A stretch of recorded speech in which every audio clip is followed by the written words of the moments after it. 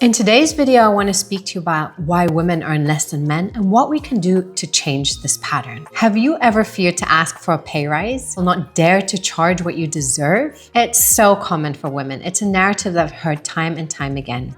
And for every euro or dollar that a man makes, a woman makes 82 cents. So it's really time to change this gap. Honestly, this gap even increases because when we're working in the working world, we have a 20% pay gap difference. But by the time we retire, it's 40% because men invest and women save. But we're not even going to go there. What I want to emphasize here is that women, it's ready and time to ask for your pay rise. And another statistic that I think is super interesting is that men are more likely for their first ever job to negotiate than women, 4 times more likely to negotiate their first pay. So imagine if they're starting up already from a higher pay, how that changes in the life cycle of men and women. So why is this? And something that I've really observed through the work of working with many men and women, but especially women, is the fact that women fear to speak up. They fear to ask for what they deserve. They fear to ask for a pay rise. They fear to bill their clients sometimes even late. I have some clients who didn't bill our clients for months and months and months, and all of a sudden the clients had issues and couldn't pay, but had been taking so many sessions.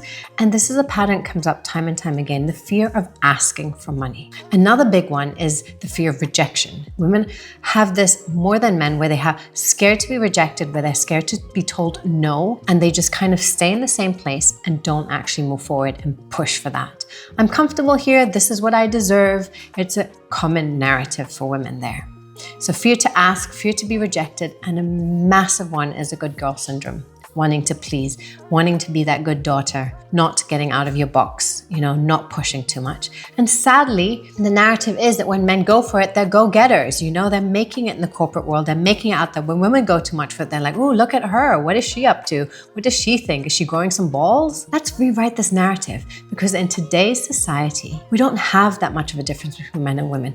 We are not protected like the same rights like we used to in marriage and different situations. So I've worked with so many women who've been married, given up their lives, and not really gotten what they deserve.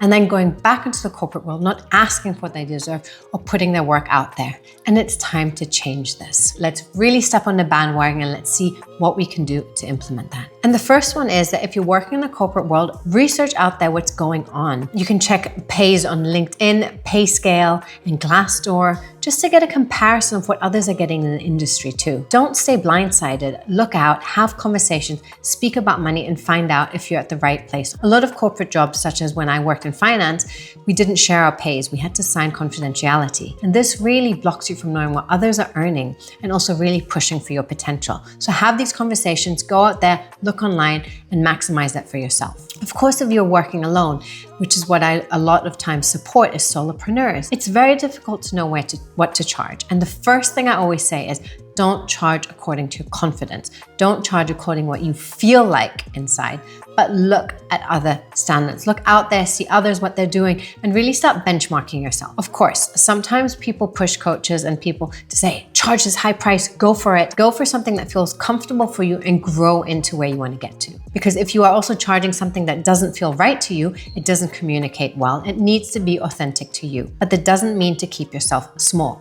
And finally, don't be scared to invoice.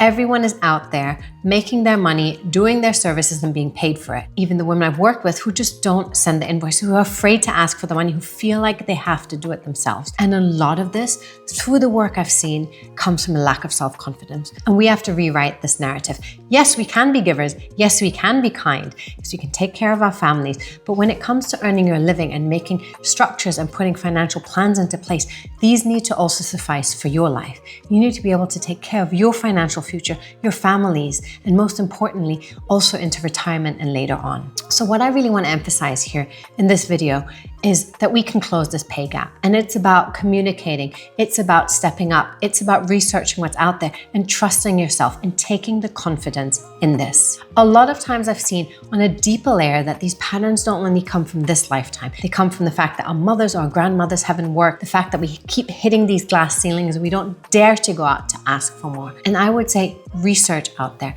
Put yourself out, rewrite your story. It's here that we can change this narrative. And if you're not doing it for yourself, do it for your daughters, do it for the women to come, do it for the next generation. I hope this inspires you in some way, especially as a woman, to really step up and to make the money that you deserve. Have that conversation that might feel uncomfortable. Practice it out there, but I know that it's going to be possible for you, as it has been for so many women I've worked with. If this at all inspires you, please click below. I've got a free resource guide for solopreneurs to really start your path towards financial freedom. Share this video, follow the channel, and I can't wait to share more information so that we can keep empowering ourselves financially together.